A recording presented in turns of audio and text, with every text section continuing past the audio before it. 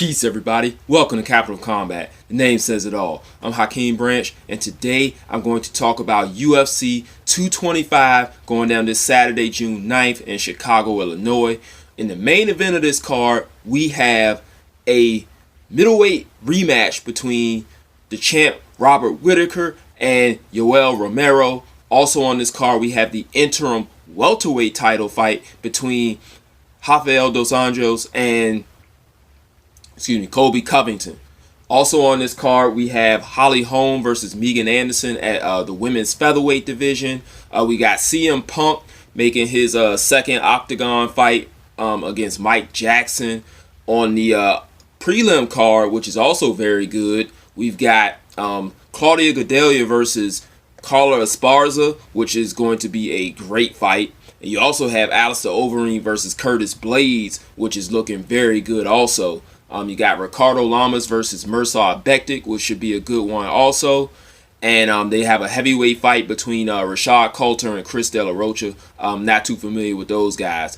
But for the sake of breakdowns, I'm just going to stick to the two title fights and briefly talk about the women's featherweight fight, because that one has title implications between Anderson and Holm. So that's the one I'm going to start off with. And if you guys are not subscribers yet and you like to hear people break down fights based on the technique you see in the ring or the octagon in this case, and not people's personal feelings and personal agendas towards certain fighters and certain types of fighters, then this is the channel for you. Go ahead, hit that subscribe button and enjoy what we got coming to you between Rob and I. So starting with Holm and Anderson, like I said, this is going to be in the featherweight division, 145 pounds. And we all know the champ is Cris Cyborg, one of the best female fighters on the planet. And in this fight, we've got two women who could easily fight for that title as well as the best female fighter on the planet. Anderson, the Invicta featherweight champ, has a strong striking game, very powerful, very tall, long woman. And Holm, who is a multiple boxing and kickboxing champion, former UFC women's bantamweight champion at 135. So we have two highly decorated women, two highly decorated strikers, and this one is going to be a striking display as well. Both women like to stay on the feet. Both women have different styles when they do their striking. Holm is a combination puncher. She likes to set up her punches to throw heavy head kicks. And Anderson is, I would say she's a little more well-rounded, but she has a heavy Muay Thai type of style. She likes to throw heavy knees, body kicks. Her punches are very long, straight, and laying with authority, whereas Holm more so uses hers as a type of point generation towards the heavy, strong kicks that she lands to get her knockouts. So in this one, I see it similar to Holm's fight with Cris Cyborg, where she can do a lot of point scoring, but the opponent Anderson landing heavier shots. Now, I don't think that Anderson has the power that Cris Cyborg has, so Holly could get some good things going in this one while Megan's landing the harder punches. And I think this is a winnable fight for Holm. I think she can use her style to rack up some points and then circle out of the way and have Anderson reset. Especially the thing that I notice about Anderson the most is that she keeps her head up really high. And that's going to be really dangerous against someone like Holm, who is a pinpoint striker. And like I said, she can get those kicks up there. And having your head up that high spells bad news for someone who likes to take your head off with kicks like Holm does. I don't think she'll stop her, though. I think she may be able to get her attention. She may be able to buzz her a little bit, but I don't think that she'll stop her, especially this being a 3-round fight. Anderson, like I said, is going to be the one that's going to land the heavier punches. When she lands, you're going to know she's landed. She is I wouldn't say she's a big featherweight, but she's a big woman compared to Holm, who also is fairly large and fairly muscular, even though she's very lean. So look out for that. I don't think there'll be a lot of clinches in this one. And if it does, I think it'll favor Anderson, who, like I said, has more of a Muay Thai style. So that clinch will be very, very beneficial to her to land some knees and elbows. Whereas Holm wants to work from space and rack up points and set up those high kick knockouts. The winner of this fight will be fighting Chris Cyborg for the title. And they've been trying to get Megan Anderson over here to do so for a while, so this is her audition to do so. Next up is the interim welterweight title fight between Colby Covington and Rafael dos Anjos.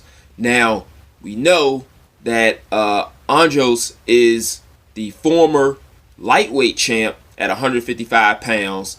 He's moved up. He's undefeated at welterweight, beating the likes of Robbie Lawler, Neil Magny.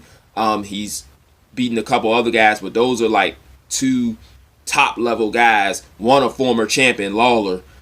To get to this point, Covington has been a career welterweight, standout wrestler in his amateur background, and so he has a relentless amount of pressure that he brings to fighters. And so does Dos Anjos, but he brings it more so with his punches. He is a very physical guy, but I think Covington is faster with his hands and his explosiveness. So I think that's going to be his advantage. I think he's going to be able to use that to grind on Dos Anjos, who these guys are about the same size. Dos Anjos is usually a little bit oversized in there, especially like you saw it against Robbie Lawler and Neil Magny. Those guys were much bigger than him. I think Covington's a smaller welterweight, but because of that wrestling background, he's very, very strong, very explosive, and I think that's what's going to carry him to victory in this one, become the interim welterweight champ and be next in line for Tyron Woodley. Dos Anjos, in order to prevent that from happening, has to land very crisp, straight punches because Covington is not the most crisp striker. Dos Anjos can use that to his advantage to land some heavy shots, possibly hurt Covington and get the finish. I don't think he wants to play around with this guy on the ground, even though he is a jiu-jitsu black belt. I think wrestlers usually can negate the grappling of jiu-jitsu practitioners by just using that pressure, using positioning, and just brute strength to keep those guys from getting that advantageous position to get those submissions. So Dos Anjos will be best served to keep Covington at the end of his long, powerful punches and try to point him out that way and possibly get a knockout. Otherwise, Covington will grind him out and possibly stop him as well. So this is a very intriguing fight, and I'm going with Covington in this one. I know a lot of people don't like him because of his outside of the octagon antics and his words that he uses to hype himself up. Myself included, I'm not really too fond of that type of hyping yourself up, but he produces results in the octagon, so you can't really fault him until his performances don't match up with what he says outside. So like I said, I'm going with Covington in this one, and I'm going to move on to the main event. This one we have two highly accomplished, highly skilled, dangerous fighters in Yoel Romero and Robert Whitaker. The champ has excellent striking. As we saw in the first fight with Romero, excellent takedown defense. And that's definitely what I'm going to get into with this one as far as the rematch is concerned. Because going into that one, he already had a lingering knee injury, which Romero made 10 times worse 30 seconds into the fight with a vicious leg kick to Whitaker's knee. And even with that, like right after the first round, he's like, my leg is fucked. This is done. And his iron will and his coaches spurring him on led him to get Romero within the first 2 rounds 4 out of 10 on his takedowns. With Romero being the explosive, powerful, fast guy that he is, he was only able to get Whitaker down 4 times out of the 10 takedowns he attempted. And of those, Whitaker was able to get up immediately from most of them. That spells bad news when now he's coming into this fight presumably more healthy. And we saw what the last 3 rounds from Romero looked like, where he was completely spent from trying to take Whitaker down and trying to cut off the octagon on him, because Whitaker has excellent footwork. Whitaker has excellent timing. He's very fast. He was had faster hand speed than Romero, even though Romero was the more explosive of the two. Whereas you could see him close distance a lot faster. You could see him get from point A to point B a little bit faster with his legs. But with the hands, it was all Whitaker. So I see this fight being a lot like the first one, whereas I think Whitaker can take 4 out of the 5 rounds this time. I don't think he can stop Romero. Romero is an absolute dog when it comes to conditioning. Well, not conditioning, but heart and chin. His conditioning leaves a lot to be desired, as you can see from like his fight against Tim Kennedy, his fight with Whitaker. And